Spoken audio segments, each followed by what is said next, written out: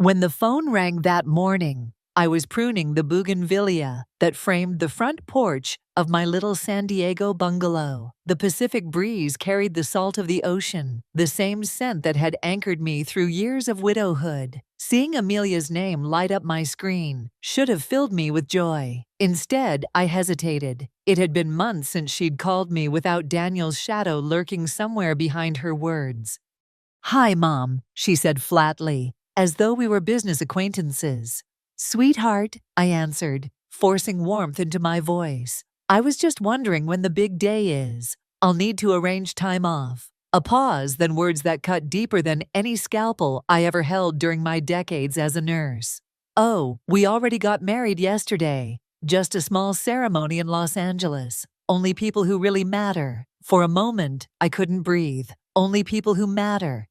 I had raised her alone after her father Richard's death. I'd worked double shifts at Scripps Hospital so she could attend private school. Every holiday, every scraped knee, every triumph, it had been me. And now I didn't matter. I steadied my voice.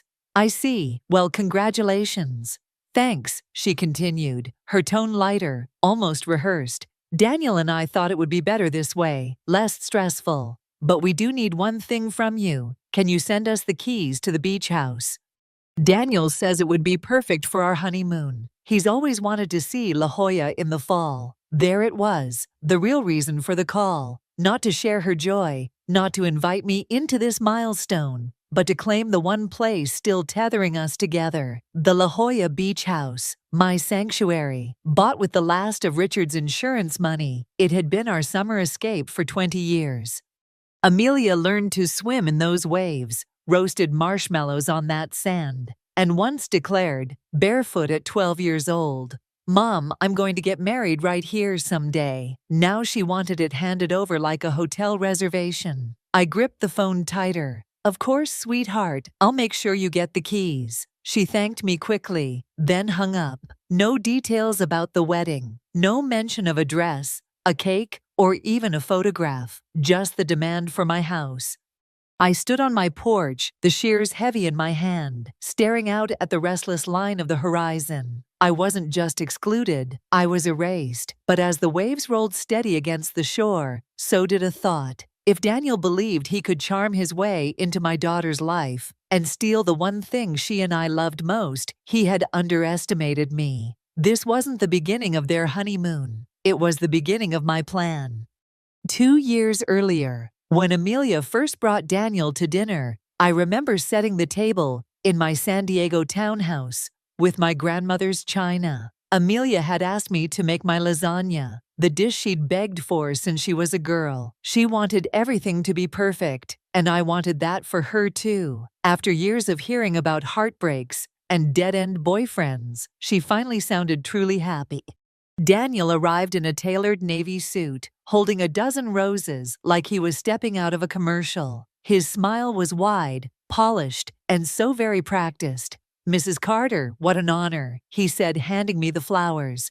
"Amelia always told me her mom was extraordinary." He asked questions about my decades as a nurse, leaning in like my stories were fascinating. He complimented the lasagna, insisted on helping clear the table, and even rolled up his sleeves to wash dishes.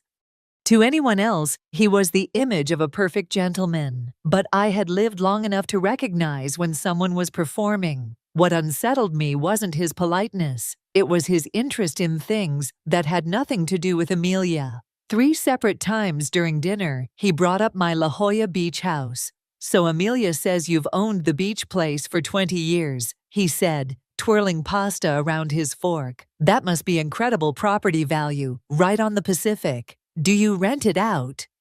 "Ever thought of selling?" I smiled politely. "It's not for sale. That house holds every memory Amelia and I made after Richard passed."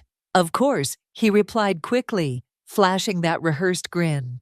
Family history is priceless. But his eyes lingered just a little too long, as if calculating numbers only he could see. After dinner, as he hugged me goodbye, he said, "Your mother raised an extraordinary daughter. You must be so proud." The words should have warmed me, but they rang hollow. It felt like flattery chosen from a script. That night while I was loading the dishwasher, I couldn't shake the nagging thought that Daniel's compliments weren't about Amelia at all. They were about positioning himself. The next morning, I called my sister Margaret, who lived in Arizona. "He's very interested in the beach house," I told her cautiously. She laughed. "That's sweet, Helen. It means he wants to be part of the family, to share in your traditions. Don't overthink it."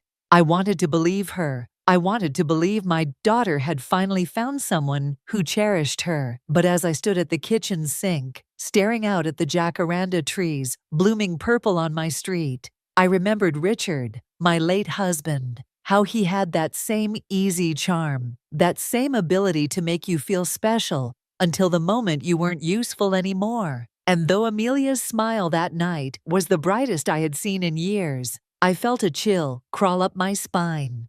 Because sometimes perfection is the most dangerous mask of all. In the months that followed that dinner, Daniel's presence in Amelia's life grew like an invasive vine. At first, it was subtle. She still called me during her lunch breaks, still dropped by the beach house on weekends. But little by little, those habits withered. "Daniel thinks I should focus more on us," she explained one afternoon, when I asked why she'd stopped calling so often. Her voice carried that tone people use when they're repeating something they've been coached to believe. "He says successful couples prioritize each other. You understand, right, Mom?" I wanted to argue, but instead I forced a smile she couldn't see you through the phone. "Of course, sweetheart. If you're happy, I'm happy." But I wasn't happy. I was watching the daughter I had raised, the girl who once crawled into my bed during thunderstorms, slowly drift into someone else's orbit. The proof came 6 months later. I was drinking my morning coffee, scrolling half awake through Facebook, when I saw it, a photo of Amelia's left hand, a sparkling diamond catching the sunlight. The caption read, "He asked, I said yes. Can't wait to start forever with you." 53 likes, dozens of comments from friends and coworkers, not one asking where her mother was, because they all assumed I already knew. But I didn't. My coffee went cold in my hand as I stared at the image. My daughter was engaged, and I was finding out with strangers. I called her immediately. She answered breathlessly, excitement spilling through the line. "Oh my God, Mom, I'm so sorry. It just happened last night, and we were so caught up in the moment. Daniel surprised me at our favorite restaurant. Then we went back to his place and called his parents. It got so late, and I was going to call you this morning." I swear, my heart was breaking, but I forced warmth into my voice. "Congratulations, sweetheart. Tell me everything." And she did. She gushed about the proposal, the ring, the way Daniel's parents had instantly started planning an engagement party at their country club. "When's the engagement party?" I asked carefully. A pause. Then, "Next Saturday. It's just immediate family and close friends." "Should I drive up Friday night?" Silence. Then her voice, tight. "Mom, about that. Daniel's family has very specific ideas. His mother is traditional. She's planning everything. It's really for his side." I felt something cold sink into my stomach. "And what do you think, Amelia?" "I think Daniel knows his family better than I do. I want to start on the right foot with them. You understand, right?" I swallowed hard. Of course. But as I set down the phone, my hands trembled. My only daughter had been engaged without me. She was already building a life where I was just a spectator. And deep inside, I feared this was only the beginning of losing her. 3 months after the engagement announcement, Amelia called me one evening while I was reorganizing linens in the hall closet. It was an ordinary Tuesday, the kind of quiet routine I cherished in my retirement. I answered, expecting some wedding update, maybe even an olive branch. Instead, her words would leave me frozen in place. "Mom," she began cautiously, "I need to ask you something, and I need you to be cool about it." My stomach tightened. Nothing good ever followed that sentence. "What is it, sweetheart?" "It's about the beach house." I clutched a folded quilt to my chest. "What about it?" "Well, Daniel says he doesn't feel completely comfortable there. He feels like it's not really ours, you know, like he's under your microscope every time we visit. And I guess I've always assumed I'd inherit it anyway." So maybe it's time to just sign it over. For a moment, the hallway spun.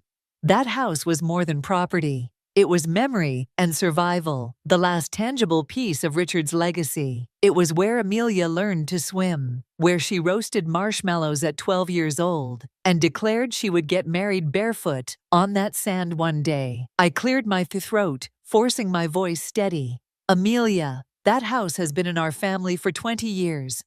It's where you and I built our lives after your father passed. It's not just a vacation spot. It's home. I know, Mom, I do. But Daniel feels like it puts pressure on our relationship, like he can never fully relax there, knowing it's yours. He wants us to have our own special places, without feeling indebted. Without feeling indebted. The words stung like seawater in an open wound. I had never asked Daniel for a thing, never scrutinized his presence in that house.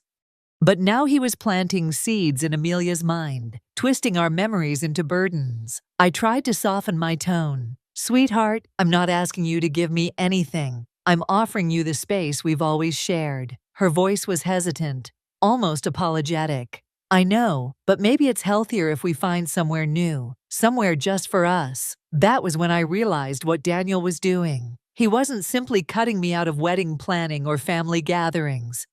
He was dismantling the very foundation of my bond with my daughter, brick by brick, until the only thing left standing between us was his voice. When we hung up, I sat on the edge of my bed, staring at the framed photo of Amelia and me on that very beach, her hair wild from the wind, my arms wrapped tight around her. She had once looked at me like I was her whole world. Now she was asking me to surrender it, and though I told her I would think about it, deep inside, something steeled in me.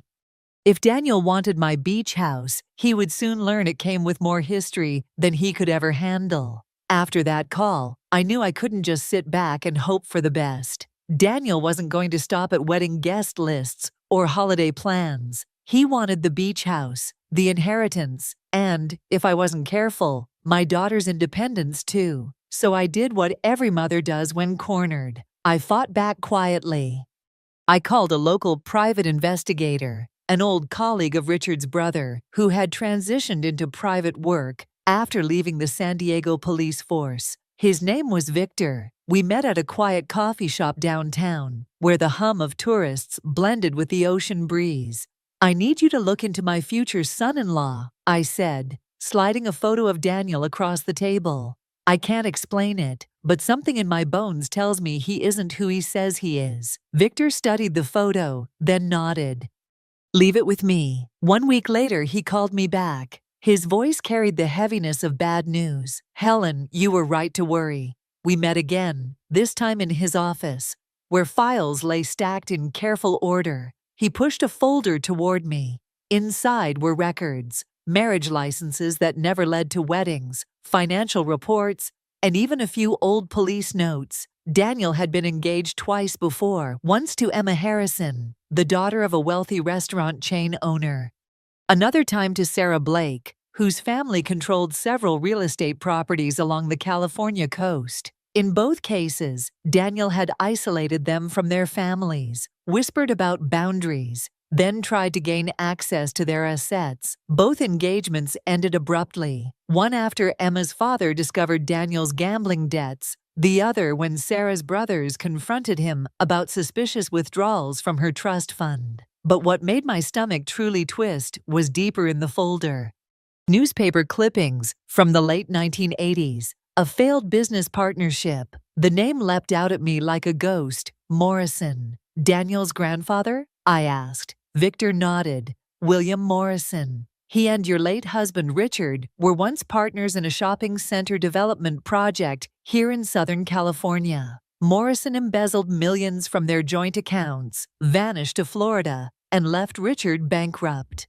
From what I found, your husband spent years in legal battles trying to recover the money. My hands trembled as I turned the yellowed pages. Richard had never told me the full story. He'd only said a business partner betrayed him before his health declined. I'd thought it was just another failed deal. But here was the truth. Morrison had destroyed him. And now his grandson is trying to finish the job, I whispered. Victor's eyes were steady. Daniel has been living off money funneled through accounts tied to Morrison's old theft, offshore accounts. He's been using those funds for years. I sat back, my chest tight. This wasn't just about Amelia's future. It was about Richard's past, the wound that had never healed. Daniel wasn't simply a manipulator. He was a predator with a family legacy of deceit, and he had chosen my daughter as his next mark. 3 days after Amelia's call, demanding the beach house keys, I knew what I had to do. Daniel thought I would roll over, hand him the property, and disappear quietly into the background. He believed I was just another aging mother, too sentimental to fight back, but he had no idea who he was dealing with. I spent 72 hours assembling what I came to call my wedding gift. At my kitchen table, I laid out documents Victor had provided, marriage licenses that ended in scandal, police reports, and bank transfers linking Daniel to offshore accounts. I added old newspaper clippings about William Morrison, the grandfather who had swindled my late husband, and copies of Richard's estate records showing Amelia as the rightful heir. Then I wrote a short note on crisp stationery. Every new husband should know his wife's family history. Congratulations on your marriage. With love, Helen. I slid everything into a leather portfolio, wrapped it in silver paper, and tied it with a white bow. It looked elegant, festive, like something plucked from a wedding registry. Friday morning, I drove downtown to Amelia and Daniel's apartment in San Diego's Gaslamp Quarter. Tourists bustled along the sidewalks, never guessing that in my hands, I carried the unraveling of a carefully crafted con. I set the gift outside their door, rang the bell, and walked away without waiting. By 2:17 that afternoon, the call came. The screen lit up with Amelia's number, but when I answered, it was Daniel's voice, raw and unhinged. "What the hell is wrong with you, you crazy old witch? How dare you send us this garbage?" I set my teacup down gently. "Hello, Daniel. I take it you opened your wedding gift. This isn't funny. This is harassment. I'm calling the police." His words tumbled fast, desperate. I let a smile creep into my voice. "Report me then. Tell them your mother-in-law gave you a gift filled with public records and archived newspaper articles. I'm sure they'll be fascinated." In the background, I heard Amelia's voice trembling. "Trevor, calm down. Let me talk to her." But Daniel wouldn't relent. "She's insane. She's trying to ruin us." I spoke evenly, each word deliberate. "No, Daniel. I'm simply giving you the truth. Did you enjoy reading about your grandfather's embezzlement? About how he destroyed Richard's life? Or perhaps you preferred the bank records showing you've been living off stolen money for years?" Silence. Then for the first time, fear seeped into his voice. "You're lying." "I never lie," I said softly. "I was a nurse. We are trained to be precise about facts, but don't take my word for it. Your grandfather's lawyer in Miami remembers you well. His name is Rodriguez. He's expecting your call." In the distance, I heard Amelia whisper, broken, "Daniel, what is she talking about?" I hung up without waiting for an answer. For the first time in months, the weight pressing on my chest eased, because I knew the seed of doubt had finally been planted. The next 2 days were restless ones. I barely slept, replaying Daniel's voice in my head, first full of rage, then dripping with fear. But the sound I couldn't shake was Amelia's, breaking as she whispered, "Daniel, what is she talking about?" For the first time, my daughter had asked the right question. On Sunday morning, I found her sitting on my porch steps in La Jolla. Her hair was unwashed, her eyes red, her posture small like she'd folded into herself. She didn't even greet me. She just said, "Tell me everything." Over coffee at the same kitchen table, where she'd once done her math homework, I laid it all out. Daniel's history, his broken engagements, his grandfather's crimes, and the money that had been stolen from her father's estate. I expected her to argue, maybe defend him. Instead, she pulled a manila folder from her purse. "I found these," she said, spreading out printouts of emails. He left his laptop open. "He's been corresponding with a man named Marcus Webb about accessing Morrison inheritance accounts. The emails go back 2 years, long before I even met him. Mom, he researched me. He knew about Dad, about the beach house. Meeting him wasn't an accident. Her voice cracked, but her eyes hardened. I called one of his ex-fiancées, Emma. She told me everything. How he isolated her, tried to get control of her accounts, then vanished when her father hired a detective. And she put me in touch with another woman, Sarah. Same story, Mom, word for word. I reached across the table, squeezing her hand. Sweetheart, I'm so sorry. No, she said firmly, brushing her tears away. Don't apologize. I believed him over you. I pushed you away, but now I'm going to destroy him. And I need your help. For the first time in 2 years, my daughter's fire was back. The next morning, Amelia met with an estate attorney who confirmed she had legal claim to millions Morrison had stolen from Richard. But there was more. Because Daniel had been actively accessing those funds, he could be charged with money laundering and conspiracy. That afternoon, Amelia and I sat in a conference room with Agent Elena Ruiz from the FBI's San Diego office. We've been tracking Daniel Morrison for months, she explained. Your evidence fills in the missing pieces.